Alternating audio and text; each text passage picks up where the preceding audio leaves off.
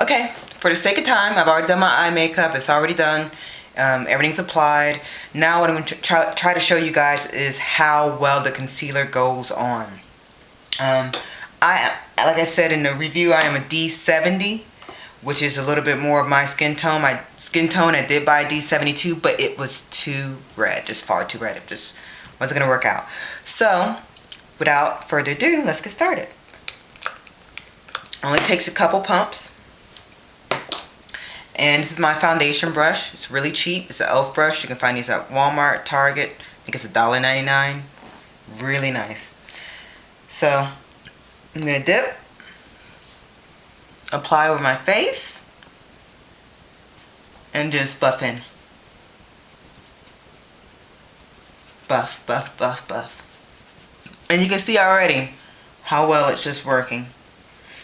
It's covering up everything. Now, I did prep and prime my face with MAC's Prep and Prime. It's always good to moisturize before you put on your foundation.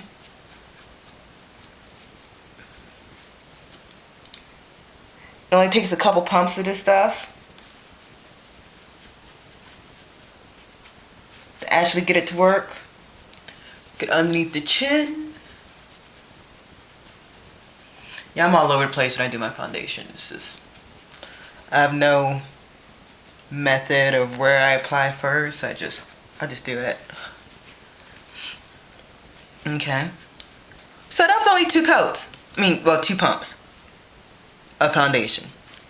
I could tell already by this bottle, if you're kind of person that like to get your money's worth and you're trying to get to the last drop, it ain't gonna happen with this bottle. It really isn't, because you could tell. I don't know. You don't know how much you really have left in the bottle, and number 2, it would be really hard to squeeze unless you break the bottle and get into it. But if you're that desperate, it is $32, $34 foundation. It's one of the more reasonable ones out there, especially for Sephora.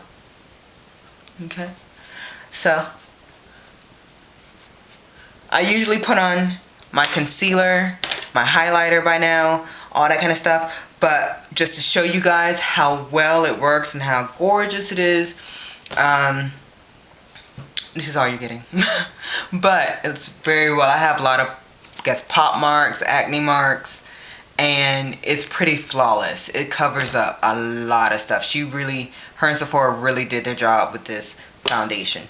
So, the only thing I recommend is actually try different foundation brushes to actually know what works for you, because it is kind of rough to get in, and I feel like sometimes I'm doing this, I'm pulling my skin back, and it only happens with this foundation. I've been using this a lot here lately. Will buy another tube, definitely worth it. I usually wear a MAC Select Cover Up or Studio Sculpt.